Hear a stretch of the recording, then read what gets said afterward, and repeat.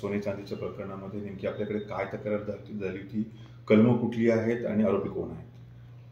ते तुळजापूर मंदिरचं दागिनीमध्ये कलेक्टर साहेबांनी एक कमिटी स्थापन केले होते. हे कमिटीचं रिपोर्ट 6 महिन्यापासून त्यांचं मोजणी वगैरे प्रक्रिया चालू होतं. ह्याचं रिपोर्ट आम्हाला 2 दिवस पहिले ते प्राप्त झालं होतं. ह्याच्यामध्ये आणखी काही क्वेरी होतं.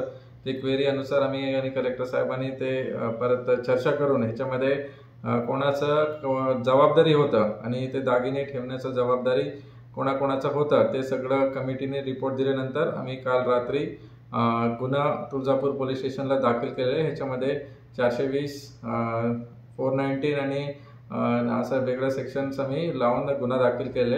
याच्यामध्ये जे महंत आहे, खास करून जे 3 महंत आहे त्यांचं आरोपीचं लिस्टमध्ये नाव आहे.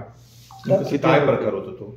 तर ह्याच्यामध्ये हेच प्रकार होतं की जे दागिने मंदिरमध्ये जे 3 प्रकारचं असतात. एक तर जे भाविक ते सोनं या चांदी देतात त्या मंदिरला, देवीला, ते एक पेटीमध्ये ठेवतात. दुसरं ते दान पेटीमध्ये जे दागिने या पैसे एक्सेट्रा देतात ते एक आहे.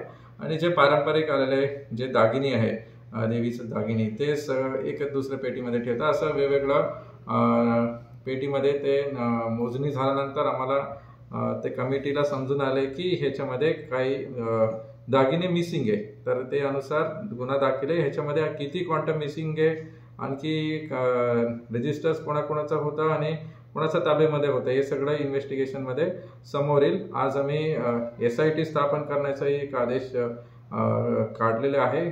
त्याच्यामध्ये DYSP, PI आणि PSI असं 3 अधिकारी हे पूर्ण तपास हे पूर्ण करणार आहे. काही मयत लोक आहेत असं माहिती आहे? हा, ते जे 1962 पासून हे सगळं त्यांनी रजिस्टर्स आणि दागिने बघितलेले आहे. याच्यामध्ये काही महंत जे होते ते मयत आहे आणि आणखी काय काय निष्पन्न होतील हे सगळं तपासमध्ये समोर येणार.